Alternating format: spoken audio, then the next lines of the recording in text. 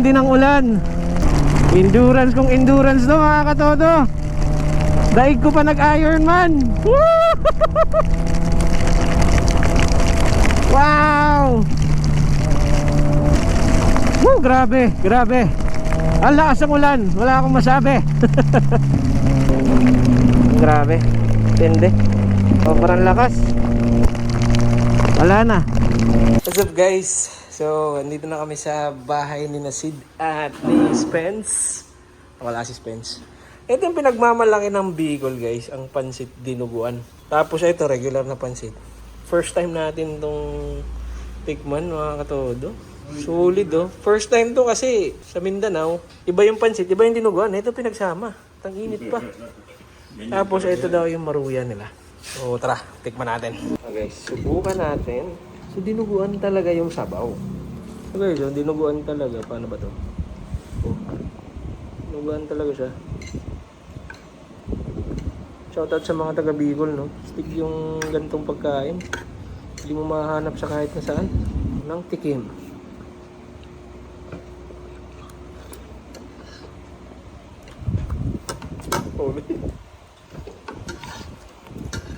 Match pala yung Mickey sa dinuguan.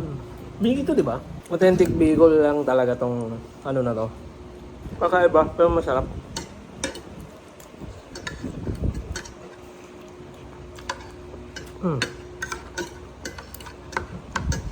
Magkano itong gantong isang order? 20 ata. 20 lang. Diba? Bakit ka na dito? Pares ba? Pares mo na yung maruya. Maruya.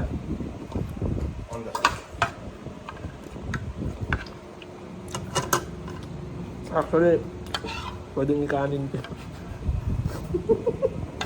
Pwede. Sa mga taga Mindanao dyan na nakita ng pancit na ganito, kakaninin natin to, di ba? Ito naman yung maruya sa kanila guys.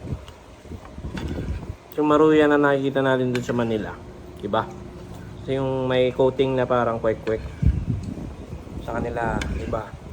Rice flour. Rice flour ang ginamit nila.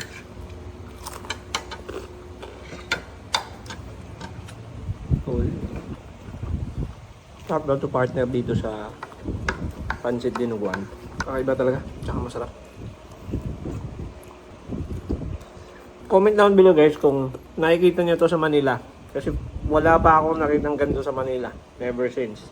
Yung hindi ko man lang narinig na may ganito. Sa kanilang magkapatid ko lang narinig na may ganito.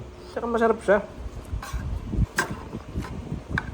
At kaya yung mga authentic Bicolano dyan sa Manila, dalhin nyo kaya ito dun. Panigurado maraming tatangkilik na ito dun. Ubusin ko lang to guys.